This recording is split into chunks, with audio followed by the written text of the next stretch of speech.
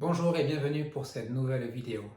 Vous avez sûrement entendu que les ordinateurs utilisent le système binaire des 0 et des 1 pour stocker l'information. Dans une autre vidéo, j'explique comment cela fonctionne, mais ici, on va voir pourquoi est-ce qu'on utilise ce système. Ce système s'appelle aussi le système binaire, ou système à base 2, tout comme le système décimal s'appelle aussi système à base 10. Cela correspond au nombre de chiffres à notre disposition.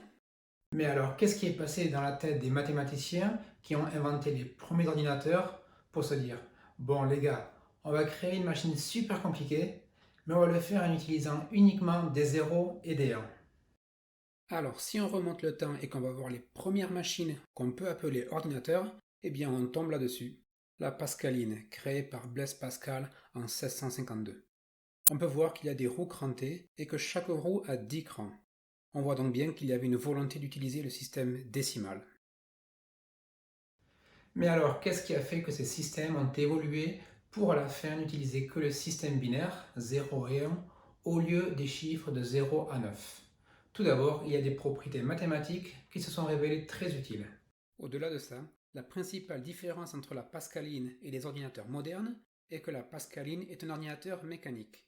Un autre exemple d'ordinateur mécanique est le Hamann Manus R. La manivelle à droite sert à déclencher les opérations. Il y a donc besoin d'une force mécanique pour effectuer les opérations. Vous pouvez trouver dans la description ci-dessous un lien vers une vidéo en anglais où vous verrez le fonctionnement de cette machine. Les ordinateurs modernes, eux, sont des ordinateurs électroniques et non pas mécaniques. Ils utilisent donc l'électricité et des composants électroniques.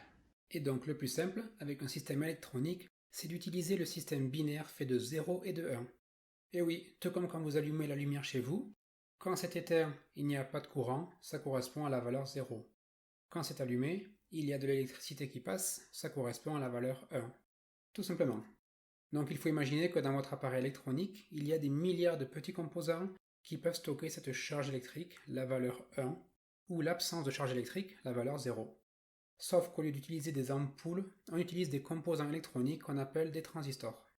Donc voilà pourquoi on utilise le système binaire dans les ordinateurs. Je vous mets dans la description de cette vidéo le lien vers l'autre vidéo où j'explique comment fonctionne le système binaire.